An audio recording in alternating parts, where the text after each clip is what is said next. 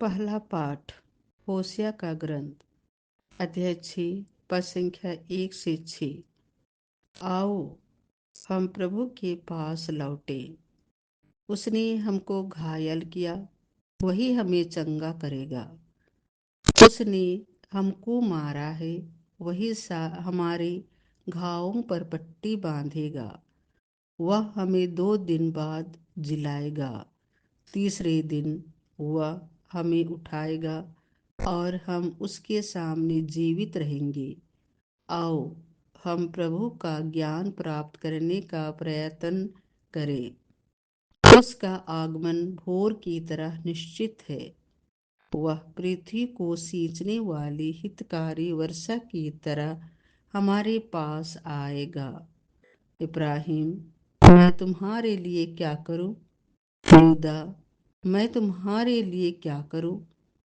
तुम्हारा प्रेम भोर के कोहरे के समान है, ओस के समान, जो शीघ्र लुप्त हो जाती है।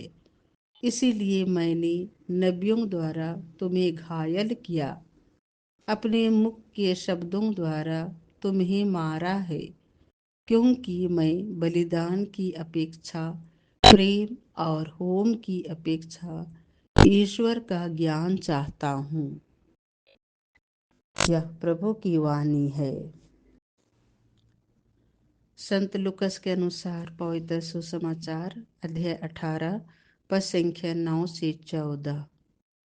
कुछ लोग बड़े आत्मविश्वास के साथ अपने को धर्मी मानते और दूसरों को तुच्छ समझते थे। ईसा ने ऐसे लोगों के लिए यह दृष्टांत सुनाया। 2 मनुष्य प्रार्थना करने मंदिर गए, एक फरीसी और दूसरा नाकेदार।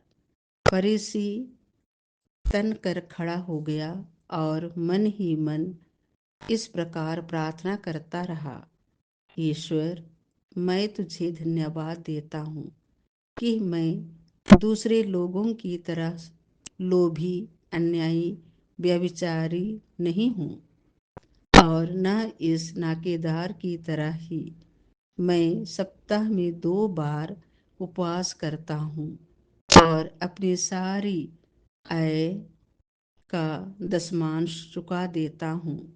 नाकेदार कुछ दूरी पर खड़ा रहा। उसे स्वर्ग की ओर आंख उठाने तक का साहस नहीं हो रहा था।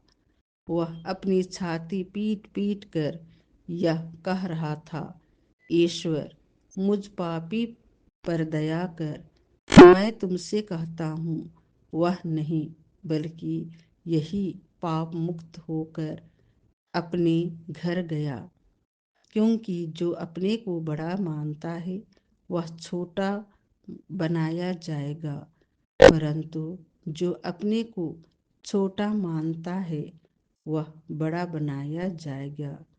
यह प्रभु का सुसमाचार है।